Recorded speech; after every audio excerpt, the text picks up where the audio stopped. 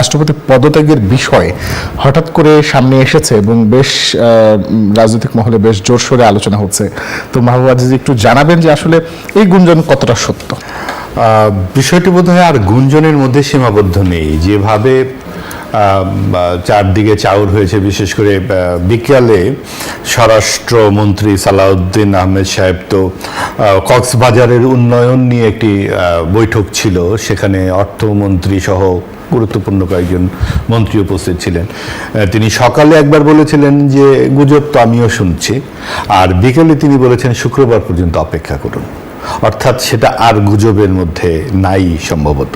আমরা এমনও শুনেছি যে উচ্চপদস্থ বেশ কর্মকর্তারা বা বঙ্গভবনের দিকে গেছেন, এরকমও সংবাদ সূত্রে জানা গেছে।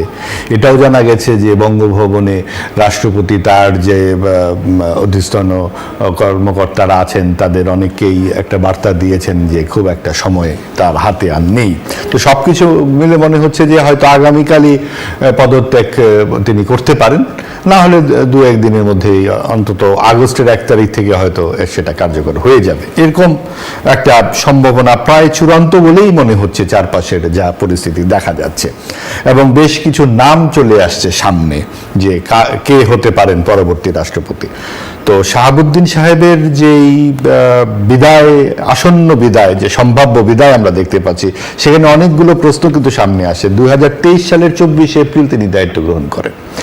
সেই দায়িত্ব গ্রহণটিও ছিল কিন্তু ভীষণ রকমের একটি চমকপ্রদ ঘটনা, কারণ আওয়ামী লীগের যে বড় বড় নাম ছিল রাজনীতি মহলে, তাদের কাউকেই এই পদে নিয়োগ না দিয়ে অপেক্ষাকৃত অপরিচিত রাজনীতি অঙ্গনে শাহাবুদ্দিন সাহেবকে তখন, সে সময় কয়েকজন আওয়ামী লীগ নেতা তাতে ভেটো দিয়েছিলেন, বিস্মিত হয়েছিলেন।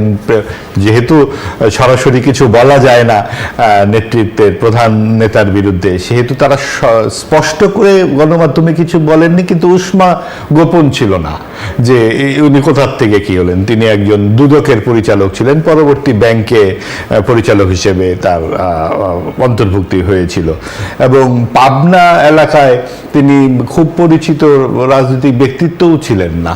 তো সেরকম একজন ব্যক্তি 2023 সালের 24 এপ্রিলে 22তম রাষ্ট্রপতি হিসেবে দায়িত্ব গ্রহণ করলেন। কিন্তু কিছুদিন পরে বাংলাদেশের যে রাজনৈতিক প্রেক্ষাপটে আমরা যত দূর জানি এবং বুঝি, রাষ্ট্রপতি তো অনেকটা অলংকারিক পদ, যদিও খুবই সম্মানিত পদ, কিন্তু বিভিন্ন সময়ে এই পদটি কিন্তু খুবই গুরুত্বপূর্ণ হয়ে যায় বিভিন্ন সাংবিধানিক পরিস্থিতিতে, যেটা হয়েছিল 24-এর গণ অভ্যুত্থানের সময়ে বা তার পরপর। তখন কিন্তু রাষ্ট্রপতি এই শাহাবুদ্দিন আহমেদকে নিয়ে ভীষণ রকম বিতর্ক তৈরি হয় যে তিনি তো ফ্যাসিস্টের সহযোগী, যেহেতু আওয়ামী লীগের বিরুদ্ধে এতগুলো অভিযোগ এসেছে, হত্যাকাণ্ড থেকে শুরু করে নানান কিছু, তো তিনি কেন নন? এরকম একটা বিষয় তখন আন্দোলনকারী সকল পক্ষ থেকে উত্থাপিত হয়েছিল। কিন্তু একটি সাংবিধানিক শূন্যতা তৈরি হবে রাষ্ট্রপতির অনুপস্থিতিতে, এই চিন্তায় বিএনপি কিন্তু সেটা সমর্থন করেনি। সেই কারণেই রাষ্ট্রপতি শাহাবুদ্দিন এখন পর্যন্ত তার দায়িত্বটা পালন করে চলেছেন। আর আচমকাই এটা কেন, সেইটা তো আসলে এখনো জানা যায়নি। যে এতদিনই চললো, যখন 28 সালের এপ্রিল পর্যন্ত সময় ছিল, যদিও এটা খুব বেশি ভাবার কিছু নাই, কারণ বিএনপি 2/3 আসনে নির্বাচিত হয়েছে। তারা যে শেষ পর্যন্ত তাদের একজন রাজনৈতিক ভাবাদর্শের নিকটবর্তী কাউকে রাষ্ট্রপতি পদে রাখতে চাইবেন, এটাই তো সঙ্গত বলে মনে হয়। আচ্ছা, আমি আরেকটা জায়গায় একটু আসতে চাই, সেটি হলো যে বেশ কিছু গুঞ্জন এসেছে। রাষ্ট্রপতি তিনি চিকিৎসার জন্য কিছুদিন আগে দেশের বাইরে গিয়েছিলেন এবং সেখানে ভারতে থাকা পলাতক সাবেক প্রধানমন্ত্রী শেখ হাসিনার সঙ্গে তিনি ফোনালাপ করেছেন, এমন একটা গুঞ্জন এসেছে। আবার এমন গুঞ্জনও এসেছে বিএনপি তাকে পদত্যাগ করার জন্য অনুরোধ করেছে এবং তিনি সেখানে সময় চেয়েছিলেন এই মাসের শুরুর দিকের ঘটনা, এমনটা বলা হচ্ছে। এবং এছাড়াও আরো বেশ কিছু কারণ সামনে এসেছে। এখন বিষয়গুলো হচ্ছে যে যদিও ফোনালাপের যে বিষয়টি আছে সেটি নিয়ে রাষ্ট্রপতি নিজেই উড়িয়ে দিয়েছেন এবং তিনি বলেছেন যে এটি আসলে গুজব বা কাল্পনিক।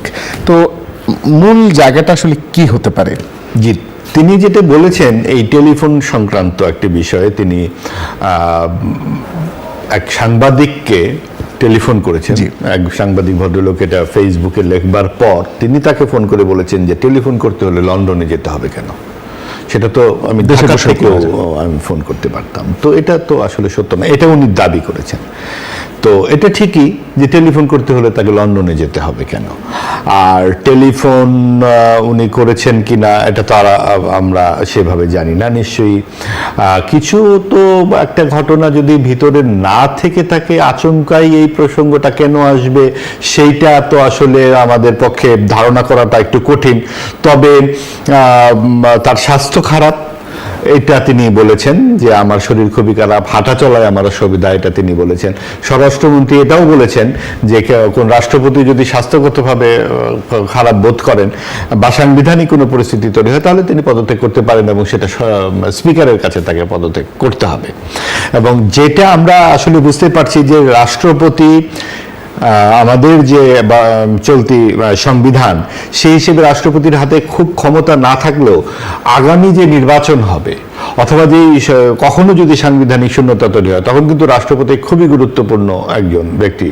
তো সেই ক্ষেত্রে বিএনপি অবশ্যই খুব বুঝে শুনে দেশের স্বার্থ, তার দলের স্বার্থ, মানুষের স্বার্থ সবকিছু দেখেই একটি গুরুত্বপূর্ণ সিদ্ধান্তই তাকে নিতে হবে। ঠিক তাই। আমরা আসলে আরেকটা বিষয় একটু আসতে চাই যে আসলে নতুন রাষ্ট্রপতির আলোচনায় আমরা অনেকের নাম শুনতে পাচ্ছি, বিএনপির ভেতর থেকে নাম শুনতে পাচ্ছি, এমনকি বিএনপির বাইরে থেকে মন্ত্রিপরিষদ সচিব তার নামও শোনা যাচ্ছে। এখন আসলে মূলত রাষ্ট্রপতি নির্বাচনের প্রক্রিয়াটা আসলে কি এবং কিভাবে নতুন রাষ্ট্রপতি নির্বাচন করা হয় এই বিষয়টা আপনার কাছে একটু শুনি। আসলে এইরকম পরিস্থিতি যেটা আমাদের সামনে উপস্থিত সেটা হচ্ছে এখন স্পিকারের কাছে রাষ্ট্রপতিকে পদত্যাগ করতে হবে, তারপরে 3 মাস সময়ের মধ্যে রাষ্ট্রপতি নির্বাচন অনুষ্ঠিত হবে এবং সংসদের ভোটাভুটি। এখন 2/3 আসন কিন্তু বিএনপি, এখানে তো আর নির্বাচনের কোনো অপেক্ষা রাখে না। এখানে আসলে বিএনপি নেতৃবৃন্দ যাকে মনোনয়ন দেবেন তিনি নির্বাচিত হয়ে আসবেন, সরল সিধা, যেটা একদম পরিষ্কার বোঝা যায়। এখন বিষয়টা হচ্ছে যে কাকে বিএনপি, বিশেষত বিএনপির চেয়ারম্যান তারেক রহমান কাকে মনোনয়ন করবেন, এবং সেটা নিশ্চয়ই অনেক পজিটিভ নেগেটিভ অনেক কিছু চিন্তা তাকে করতে হবে। এবং যেহেতু আপনার সামনে নির্বাচন হবে, আপনার 30 সালে নির্বাচন, 28 সাল পর্যন্ত এই প্রেসিডেন্টের মেয়াদ রয়েছে, কিন্তু যিনি নির্বাচিত হবেন তিনি কিন্তু ওই নির্বাচন অতিক্রম করেই যাবেন। আমরা যাদের নামগুলো শুনছি, বিশেষ করে ক্যাবিনেট সচিবের নামটি একেবারেই আকস্মিকভাবে এসেছে, বিএনপির রাজনীতির সাথে কখনোই তার কোনো নাম শোনা যায়নি। তো সেটি কেন এটা আমরা এখনো জানি না।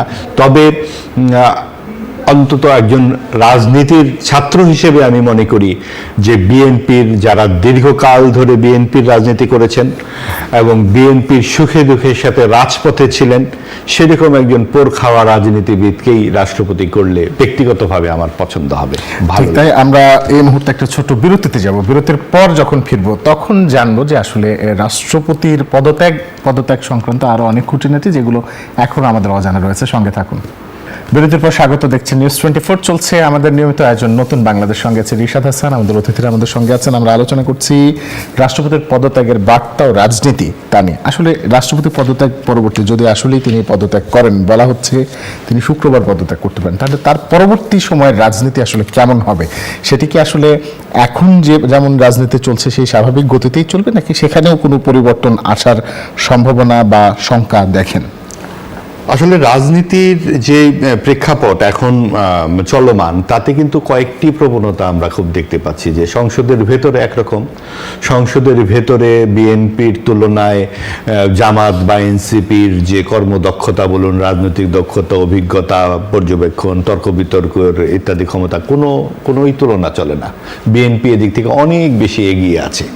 সংসদের ভেতরে যে খুব একটা সুবিধা করতে পারছে বিরোধী দল তা নয়, এমন এমনকি তাদের সেরকম একটা প্রস্তুতি বিভিন্ন বিষয়ে যে সরকারি দলকে জবাবদিহিতা করা বা নানান কিছু প্রশ্নবাণী তৈরি করা, সেগুলোর থেকে তো তারা পিছিয়ে আছে। এবং একই সাথে দেখা যাচ্ছে জামাত নানান রকম সমালোচনা করবার মতো ঘটনায় জড়িয়ে যাচ্ছে। বিশেষ করে যে সাতক্ষীরা 4-এর এমপি নজরুল, তিনি যেভাবে এরকম একটা বিতর্কিত ঘটনায় প্রমাণিত হলেন যে তাদের কথা এবং কাজের মধ্যে হাজার মাইলের দূরত্ব, যেই অভিযোগ জামাত সম্পর্কে বারবার বলা হয় যে তারা মুনাফিকি করে, তারা মুখে এক কাজে এক, সেটারই একদম জ্বলন্ত প্রমাণ ভিডিওতে। এবং জামাত যখন তাকে বহিষ্কার করলো সেটাতেও স্বীকার করে নেওয়া হলো, এবং আজকেও আরো ভিডিও আসছে। কাজেই সব কিছু মিলিয়ে ভেতরে, সংসদের ভেতরে বিরোধী দলের অবস্থা ভালো নয়। কিন্তু রাজপথের যে ব্যাপারটা, সবসময় রাজপথে কিন্তু বিরোধী দল কিছু অ্যাডভান্টেজ থাকে, কথা বলা যায় বিভিন্ন ধরনের ইস্যুতে, এবং এক ধরনের রাজনৈতিক বক্তব্যের তো হাততালি মেলে বেশ। তো সেই রকম বক্তব্য তারা দিয়ে যাচ্ছেন। বিশেষ করে সংস্কারের প্রশ্নে তারা অনেক কথা বলছেন, বাইরেও কথা বলছেন, নানান রকম প্রতারণার অভিযোগ তুলছেন।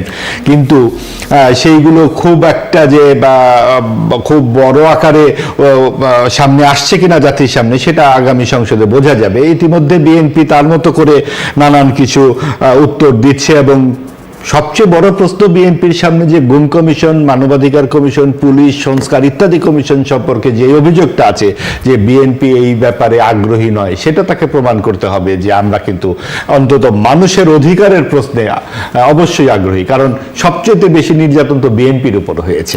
আমি একটা সম্পূরক প্রশ্ন করতে চাই। আপনি রাজপথে বেশ আন্দোলনের কথা বলেছেন, এবং সেই জায়গাগুলো আপনি বলেছেন যে মানে বিরোধী দল বেশ কিছু অ্যাডভান্টেজ পেয়ে থাকে। এই যে আজকেরই ঘটনা যে অঙ্গীকার করার সময়সীমার মধ্যেই সংবিধান সংস্কার পরিষদ গঠনের দাবি জানিয়েছে 63 জন বিশিষ্ট নাগরিক, এই বিষয়টাকে আপনি কিভাবে দেখেন?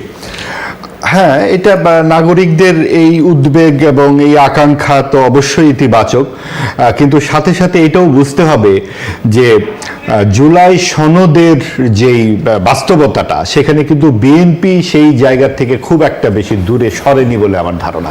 কারণ বিএনপি শুরুতেই 11টি নোট অফ ডিসেন্ট দিয়ে রেখেছিল।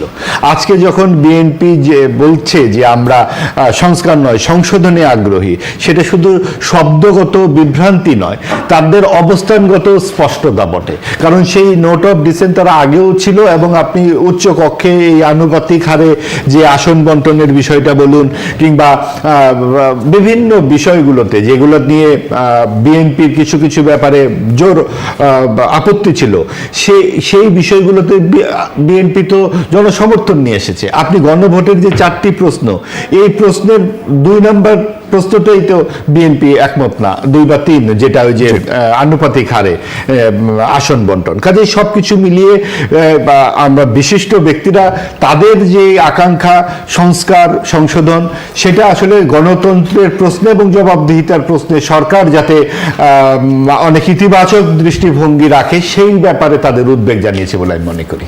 গণমাধ্যমে কর্মীদের কাছ থেকে তাদের মারফতে যে রাষ্ট্রপতি সিঙ্গাপুর গিয়েছিলেন, সিঙ্গাপুরে যেয়ে তিনি সাবেক প্রধানমন্ত্রীর সাথে নাকি যোগাযোগ করেছেন, তার প্রেক্ষিতে এই আলাপটা হচ্ছে। প্রশ্ন হলো, এটা জানলেন কি করে?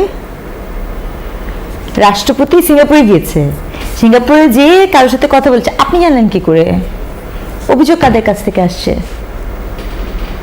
দলটি যদি হয় এনসিপি বা অন্যান্য, বা ইন্টেলিজেন্সও আপনার গণমাধ্যমকে জানাবে না। না, গণমাধ্যম তাহলে জানলো কোত্থেকে? আজিজ ভাই কোথা থেকে জেনেছে? মানে আমি জানি, তাহলে এটা উনি পেল না। আপনি তো বলতে পারবেন আমি জানি না উনি কোথায় আছে। আপনি যখন জানেন যে আমি এখানে নাই, আপনি বলছেন আপনি জানেন আমি নাই, তাহলে আমার এইখানকার অ্যাড্রেসে আমাকে তো খোঁজ করে কোনো লাভ নেই। আপনি তো জানেন কোথায় খোঁজ করলে আমাকে পাবেন, তাহলে সেখানে কেন নোটিশ দেননি? এই প্রসঙ্গটা এই জন্য বলছি যে কিছু কিছু জায়গায় আপনি যখন একটা বড় ফ্রেমের মধ্যে দিয়ে ভাববেন, একজন রাষ্ট্রপতি, দেখেন রাষ্ট্রপতি শাহাবুদ্দিন আহমেদ চুপু, উনি থাকবেন কি থাকবেন না সেটা আমার কনসার্নের বিষয় না। আমার কনসার্নের বিষয় আপনি প্রসেসটা কিভাবে যাচ্ছেন। আমি এই আলাপটা কেন 2 দিন পর পর নিয়মিত বিরতিতে, শব্দটা হচ্ছে নিয়মিত বিরতিতে এই আলাপগুলো তুলি কেন? ধরেন রাষ্ট্রপতি শপথ গ্রহণের আগেই তো আপনি রাষ্ট্রপতি শপথ পাঠ করালেন, রাইট?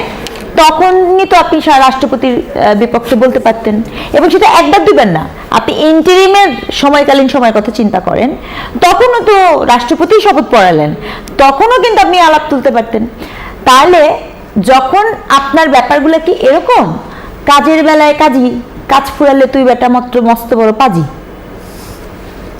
এরকম কিনা? 5ই অগস্টের পরবর্তী সময়কালীন সময়ের কথা বলছি, যখন আমার দেশের কেউ ছিল না, তিনি ছিলেন রাষ্ট্রের প্রধান, তখন কিন্তু আমি তার কোনো অবস্থান, তার কোনো ওভাবে পাইনি, তার কোনো যোগাযোগ বা কিছু আমি ওইভাবে তাকে দেখিনি। তো সেই জায়গাটা থেকে আমি ব্যক্তিগতভাবে রাষ্ট্রপতি আমাকে জিজ্ঞেস করলে আমি যে উনার উপরে খুব প্রেজ বা খুশি, এটা আমি বলছি না, কিন্তু সব কিছুর একটা প্রক্রিয়া আছে। কোনো পার্টিকুলার দলের প্রেশারে পড়ে রাষ্ট্রপতি পদ ক্ষুণ্ণ করা যায় না, এটা একটি সাংবিধানিক একটা জায়গা। কিন্তু রাষ্ট্রপতির পদ থেকে রাষ্ট্রপতি যদি এমন কোনো রাষ্ট্রবিরুদ্ধ কোনো কাজের বিষয় থাকে, সেটার দায়ভার কিন্তু আমার আপনার উপর বর্তাবে না, সেটার জন্য সুনির্দিষ্ট কর্তৃপক্ষ আছে, তারা সেটির বিষয় করবে। তবে আমি একটা কথা বলতেই চাই, সেটি বিষয়ে যাহাই সিদ্ধান্ত হোক, যেহেতু এই বিষয়গুলো আমরা গণমাধ্যমের মারফতে জানি, আমাদের কিন্তু গণমাধ্যমের মারফতে এটাও জানতে হবে, তাহলে জানাতে হবে ঘটনাটা আসলে ঘটেছে কি। কিন্তু স্পিকার এবং ইসিতে জামাত চিঠি দিয়েছে ব্যবস্থা নেওয়ার জন্য, এবং সেই জায়গাতে যদি তারা অটুট থাকে যে আমরা তাকে আর ওন করছি না, কারণ নানান আইনের মারপ্যাচে কিন্তু এটা আবার জিয়ে রাখার একটা সম্ভাবনা আছে, এবং তার জামাত এখন মুখে একটা বলবে, করবে কিন্তু আরেকটা। এটাই তাদের রাজনৈতিক আদর্শের আমাদের উদাহরণ আছে সামনে। আপনি দেখুন যে এই ভদ্রলোকের নিজেরই তো সরে যাওয়া উচিত ছিল, পদত্যাগ করা দরকার ছিল, কারণ আপনি একটা 5 মাস বয়সী আপনি সংসদ সদস্য, আপনার বয়স 72, আপনি একজন 18 বছরের কিশোরীর সঙ্গে আপনি বলছেন যে আমার দ্বিতীয় স্ত্রী, তারপরে, এবং সেটাও কাজী সাক্ষ্য এসে গেছে যে তাকে কিছুদিন আগেই সিগনেচার করতে হয়েছে। এইসব তো সাক্ষ্য প্রমাণের বিষয় না, এটা তো চরম একটা আপনার যুক্তিহীন আচরণ। কারণ আপনি প্রথম স্ত্রীকে নিয়ে তো আপনি হোটেলে যাচ্ছেন না, আপনাকে কেন দ্বিতীয় স্ত্রীকে নিয়ে হোটেলে যেতে হয়, বা বিভিন্ন অফিসে এভাবে আপনাকে ধরা পড়তে হয়? কাজে এইসব বিতর্কের বিষয় না, এটা হচ্ছে যে তার যে অবস্থানগত ব্যাপারটা, এটা সাধারণ মানুষ নন, তিনি একটা সংসদ সদস্য, তিনি দায়িত্ব জ্ঞানহীন আচরণ করেছেন, অরুচিকর আচরণ করেছেন। যে ব্যক্তিগত, এটা কোনো দলগত জায়গা না, এটা আমার একটা নৈতিকতার জায়গা থেকে কারো ব্যক্তিগত ফোন আলাপ, আপনার আগের যে বক্তব্যটা যেখানে ছিল, ব্যক্তিগত ফোন আলাপ, ব্যক্তিগত ইন্টিমেট মুহূর্ত, সেটি কোনোভাবেই এরকম সামাজিক যোগাযোগ মাধ্যমে ভাইরাল হওয়া উচিত না, এটা আমি একদম স্পষ্ট করি। দেখেন, আমি আরও যেটা পরবর্তীতে আরও যখন দেখলাম বা শোনার বোঝার যতগুলো, এটা তো আমি তো দেখার চেষ্টা করিনি, আমার অ্যালগরিদমে যেটা আসছে, তো সেখানে দেখা যাচ্ছে যে ওই যে তরুণীটি, সেটি আসলেই তার ওয়াইফ কিনা সেটি নিয়ে এক ধরনের দুবিধা তৈরি হয়েছে। আমার দেশ পত্রিকার নামটি উল্লেখ করে বলছিলাম, কারণ দায়ভারটা তো আমি নিব না। আমার দেশ পত্রিকা একটি ফোন আলাপ ফাঁস করেছে, যেখানে কাজী বলছেন যে আসলে তিনি বিয়েটা তাকে দেখেননি, তার বয়সের সাথে গড়মিল আছে, তার মানে ওই মেয়েটি কিন্তু একটি অপ্রাপ্তবয়স্ক মেয়ে। যদি সেটি হয়ে থাকে, আমরা তো সেই মেয়েটার চেহারাটাও দেখলাম, তাই না? এবং সেই মেয়েটার তো একটা পুরো জীবন পড়ে আছে। তো এগুলো একজন গবেষক হিসেবে, একজন নারীবাদী চিন্তক হিসেবে কিন্তু আমার জন্য ভীষণ রকমের অস্বস্তিদায়ক একটা ব্যাপার। এটা হচ্ছে প্রথম কথা। ওই প্রথম স্ত্রীকে দিয়ে যখন পাঠ করানো হচ্ছিল, দ্বিতীয় স্ত্রীকে দিয়ে যখন পাঠ করানো হয়েছিল, এবং তার শ্বশুরকে দিয়ে যখন প্রতিটা পাঠ যে কোনো মানুষ দেখলে বুঝবে এটা একটা স্ক্রিপ্টেড ডকুমেন্ট, তার রিডিং পড়ছেন। কেন রিডিং পড়ছেন? এটা একটা প্রশ্ন।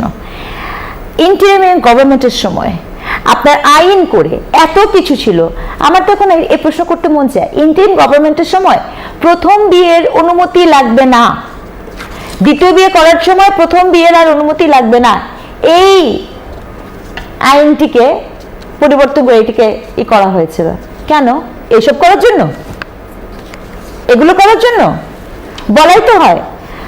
পিএম বলেছেন, আমি না। হ্যাঁ, তিনি আমাদেরকে নিরাপত্তা দিতে পারেননি, তিনি প্রথম ওয়াইফের অনুমতি ছাড়া বিয়ে করা যাবে, এটা ঠিকই উনি দায়িত্ব নিয়ে করে দিতে পারছেন। আর তার ফলশ্রুতিতে তার উত্তরসূরিগণ সুন্দর মতো সেটার ব্যবহার করছে। ব্যাপারগুলো কি এরকম? মনে পড়ে আওয়ামী লীগের মানে শেষের দিকের পরিস্থিতি, যে আপনার ছাগল কাণ্ড বেরোচ্ছে, আপনার এটা যদিও রাজনীতিবিদ করেনি কিন্তু রাজনীতি সংশ্লিষ্ট, ক্ষমতার সাথে তারা সংশ্লিষ্ট ছিলেন। আপনার একদিনে 4টা ফ্ল্যাট কিনে ফেলছে গুলশানে, আপনার বিরাট বিরাট সব দুর্নীতির খবর বেরোচ্ছে, এইখানে ওকে মেরে ফেলছে, সে তারটা লুণ্ঠন করছে। এখন আপনি বলতে পারেন ভাই এটা তো ব্যক্তিগত আলাপ, একজন প্রেম করবে না, আপনারা ছবি তুলে ফেলবেন, আপনারা টেলিফোন তুলে ফেলবেন। ভাই এটা যে কোনো মানুষ নয় তো, আপনি একটা দায়িত্ববান মানুষ, তা আপনি কি করছেন এগুলো যদি আপনি হোটেলের লবিতেই এই সমস্ত করেন সেগুলো তো ছবিতে চলে আসবে, এবং তখন এটা আটকানোর কিছু নাই। এটা সাধারণ একটা রাম শ্যাম যদুমধু না, করিম রহিম না, আপনি একজন জনগণের প্রতিনিধি, এবং সেই জায়গায় আপনি এই ধরনের কাজ যদি করেন, জামায়াতে ইসলামী যে ইসলামের কথা বলে সেই ইসলামও এটা সমর্থন করে না, এবং কাজেই আপনি কোনোভাবেই আইন কানুনের কথাবার্তা বলে, অনেকেই বলে এটা শরীয়ত বিরোধী নয়, বিয়ে তো করতেই পারে, আরো 2টা করতে পারে। তো একজন আপনার যেই গুপ্তের কথা বলেছেন প্রধানমন্ত্রী, তো গুপ্ত হিসেবে কখনো তারা আওয়ামী লীগে ধরা পড়ে, কখনো তারা বিএনপিতে ধরা পড়ে, কখনো তারা হোটেলে ধরা পড়ে। এই যদি হয় একটা রাজনৈতিক দলের পরিস্থিতি, তাহলে সেই রাজনৈতিক দল কি করে আসলে জনগণকে সার্ভ করবে? তো সেই জায়গায় এই আলোচনাটা এখানেই শেষ করে দেওয়া উচিত জামায়াতে ইসলামীর পক্ষে, যে ভাই আমরা তোমাকে বহিষ্কার করেছি, আমাদেরই মনোনীত প্রার্থী ছিলেন, আপনি রিজাইন করুন, এবং তারও এই দলের স্বার্থেই এবং দেশের স্বার্থে অতি দ্রুত এটা রিজাইন করা উচিত। কারণ এইগুলো আমাদের তরুণ প্রজন্মের ছেলে মেয়ের সামনে যাচ্ছে, তারা দেখতে পাচ্ছে রাজনীতি সংস্কৃতি কতখানি রুগ্ন, কতখানি হত দরিদ্র, হতশ্রী। এইখানে কোনো আদর্শ নৈতিকতার চর্চা হবার কথা, এখানে কল্যাণবাদী বা এক ধরনের আদর্শের কথা বলবার কথা, সেখানে মানুষকে আইন প্রণয়ন হবে, কিভাবে দেশের উন্নতি হবে, তা না করে কিভাবে বিয়ে করবে, কিভাবে টেলিফোনে কথা বলবে, এইসব বিষয়গুলো নিয়ে যদি আমাদের রাজনীতিবিদরা ব্যস্ত থাকে, সেটা কোনো কাজের কথা হতে পারে না। বয়স দিয়ে সেটি আমি এটি বলেছিলাম হচ্ছে আরেকটির সাথে, যে যারা এখন এই সংসদে অনেক তরুণ আছে কিন্তু, হ্যাঁ, এবং তারা এমন কিছু আচরণও করেন, শুধু এই সংসদের কথা বলবো না, আপনি নিশ্চয়ই দেখেছেন যে আমাদের অনেক মানে উনি ছাড়াও এমন কিছু ভাষার ব্যবহার সংসদে হচ্ছে, এমন কিছু আচরণের ব্যবহার হচ্ছে, যেটা কিনা সংসদ সুলভ। একজন সাংসদ কি পলিসি মেকার, উনি কিন্তু এক ধরনের কাইন্ড অফ আমাদের একজনের গার্ডেন, তাই না? সেই সুলভ আচরণ না, সেই জায়গাটা থেকে আপনার এই নৈতিকতার বিষয়গুলো, কেন আমরা একজন ঋণ খেলাপিকে সংসদে দেখতে চাই না, কেন আমরা একজন ইসেকে সংসদে দেখতে চাই না, তার কারণ তিনি একটা ঋণ খেলাপি হওয়া মানে হচ্ছে আপনি একটা আপনার যে রাষ্ট্রের যে স্কলন, সে স্কলনের সাথে আপনি যুক্ত। তাহলে যদি সেটি যুক্ত হয়, আমার তো মনে হয় যদি এরকম কিছু ধারা থেকে থাকে, সেই ধারাটিও চাইলে এই সংসদে পুনরায় পাঠ করানো উচিত। এবং আমি আপনাকে বলি, পৃথিবীর যে কোনো দেশে আপনার নিশ্চয়ই Clinton is a very clean image president. He was a very clean image president once upon a time before the case of Monica Lewinsky, right? সেখানে আমার দেশ এক অদ্ভুত দেশ, বুঝছেন? আমার দেশে আমি আসলেই বুঝি না, আমি জানি যে কথাটা হয়তোবা বলা আমার উচিত হবে না, কিন্তু তারপর আমি বলি, আমি আসলেই বুঝি না যে আমার দেশে কি হেতু কারণে আমাদের যারা এমপি সংসদেরা যান, তাদের এই এখন পর্যন্ত 2026 এসে এই যে এই নারী ঘটিত বিষয় থেকে, হ্যাঁ, এই বিষয়গুলো থেকে তারা কেন মানে সরতে পারেন না? আর এটা এত টেকেন ফর গ্রান্টেড, মানে কি ব্যাপার কিন্তু এরকমও না। তাকে ভ্রূণ হত্যার অভিযোগ আসলো, তখন ওই দলটি কি স্টেপ নিল। তার মানে কি, এখানে আমি এটাও বলবো না শুধু এই দলই, যে কোনো দল। আওয়ামী লীগ যখন ক্ষমতায় ছিল, মুরাদের কথা মনে আছে আপনার? মাহি এবং মুরাদের একটি ফোন কল ফাঁস ছিল, কিন্তু মুরাদ সাহেবকে তো তখন দেশ থেকে চলে যেতে হয়েছিল, তাকে তো সকল জায়গা থেকে তখন বিচ্যুত করা হয়েছিল। তাহলে প্রশ্ন হচ্ছে, উনি কিভাবে এখন সাংসদ থাকেন, সেই প্রশ্নটার জবাব কিন্তু আমাদেরকে দিতে হবে। আমরা কি দেখতে প্রস্তুত ওনাকে সাংসদ হিসেবে? যেটা বলছি যে স্পিকার মহোদয় তিনি একমাত্র ব্যক্তি, তিনি না থাকলে তো রাষ্ট্রপতি পদত্যাগ করার আর কোনো সাংবিধানিক সুযোগ নাই।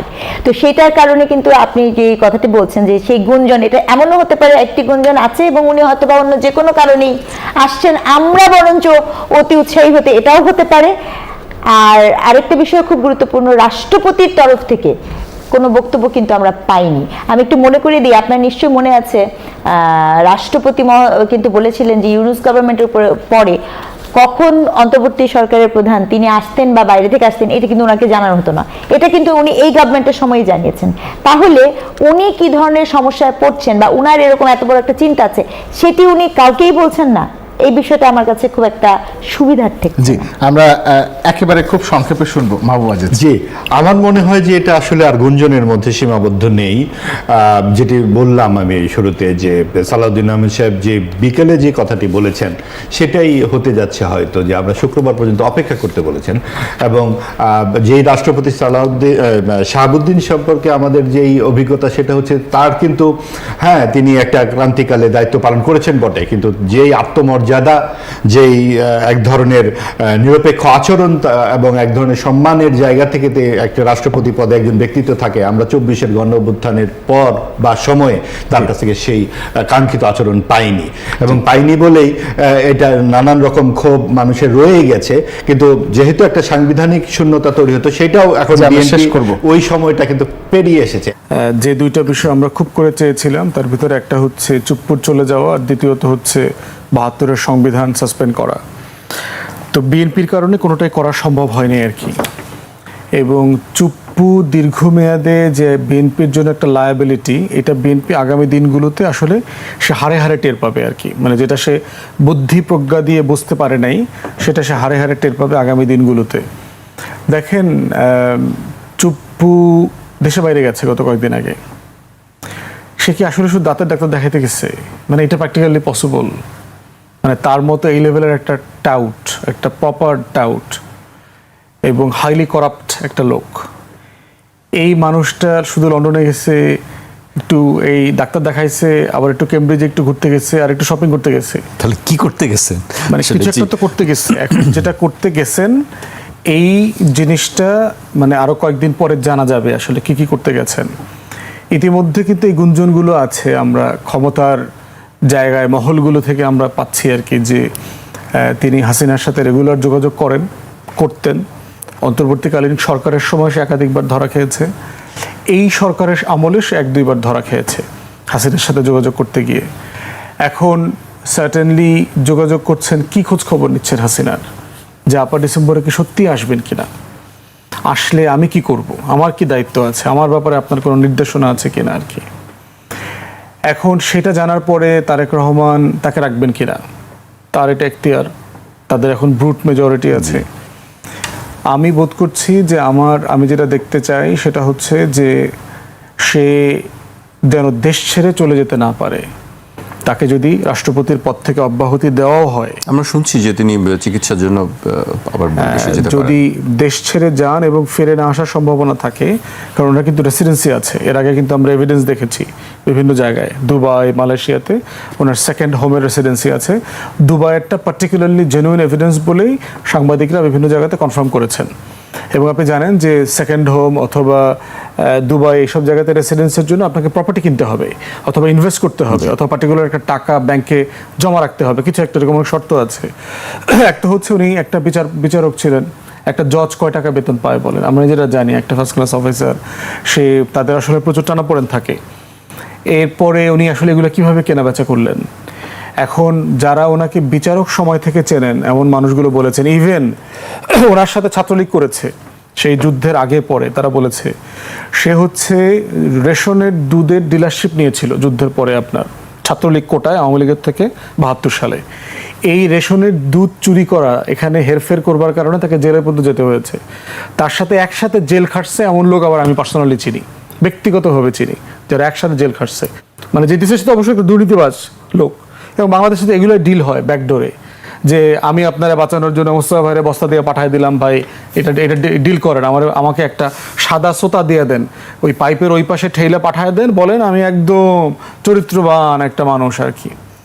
তো তার এই অনেকগুলো বিষয়, যে ধরনের ঘটনা থাকলে ধরেন কোনো ব্যক্তিকে রাষ্ট্রপতি করা হয় না, অথবা করা হয়ে থাকলে তাকে ইমপিচ করা উচিত। আমাদের তো ইমপিচমেন্টের প্রভিশন আছে, কিন্তু কখনো অ্যাপ্লাই করা হয়নি। তো সে আসলে সিরিয়াসলি গণ অভ্যুত্থানকে আন্ডারমাইন করা, এবং ইন্টারভিউ দেখেন, এই মানব জমিনের সম্পাদক সাহেব মতিউর রহমান চৌধুরী সাহেবকে তিনি ইন্টারভিউ দিয়েছেন, রয়টার্স, AFP-কে সে কয়েকবার ইন্টারভিউ দিয়েছে। এক একটা ইন্টারভিউতে কিন্তু সে খুবই গুরুত্বপূর্ণ কথা বলেছেন, হাসিনার কোনো পদত্যাগপত্র আমি পাই নাই, তাহলে আসলে হাসিনা পদত্যাগ করে নেই, যেটা নিয়ে আলটিমেটলি হচ্ছে সংসদ কেমনে ভাঙলো, অ্যাটর্নি জেনারেল কেমনে অ্যাপয়েন্টেড হইলো, 106-এর নাটক কেমনে হইলো, অনেক প্যান্ডোরাস বক্স ওপেন হয়ে যাচ্ছে। সে অন্তর্বর্তীকালীন সরকারের বিরুদ্ধে অনেকগুলো অভিযোগ করেছে, আমাকে প্রপার যে প্রোটোকল দেয় না, আমাকে বের হইতে দেয় না, দেখা সাক্ষাৎ করে না, আমাকে কোনো মিটিংয়ে ডাকে না, আমার জাতীয় দিবসে আমার ক্রয়পত্র ছাপা হয় না, অনেক কিছু বলছে সে ওইসব জায়গাতে। এখন এইরকম একটা ক্রিমিনাল যদি দেশের বাইরে চলে যায় এবং তার ফেরার সম্ভাবনা না থাকে, তখন কিন্তু সে এমন এমন তথ্য এবং কথাবার্তা বলবে যেটা আলটিমেটলি এই যে আওয়ামী প্রোপাগান্ডা মেশিন, দিল্লির যে আধিপত্যবাদের মিসইনফরমেশন ডিসইনফরমেশনের ক্যাম্পেইন চলছে, এই ক্যাম্পেইনটাকে বেগবান করবে। অতএব আমরা সরকারকে বলবো, যদি চুপ্পুকে অব্যাহতিও দেয়া হয়, তাকে যেন দেশের বাইরে যেতে দেয়া না হয়। কারণ দেশের ভিতরে থাকলে তাকে আপনি নিয়ন্ত্রণ করতে পারবেন, দেশের বাইরে থেকে সে দুষ্টামি যেগুলো করবে আওয়ামী লীগ এবং ভারতের সহযোগিতাতে, এইটা দেশের জন্য খুবই বিব্রতকর অবস্থা তৈরি করবে, যেটা কারোর জন্য ভালো হবে না।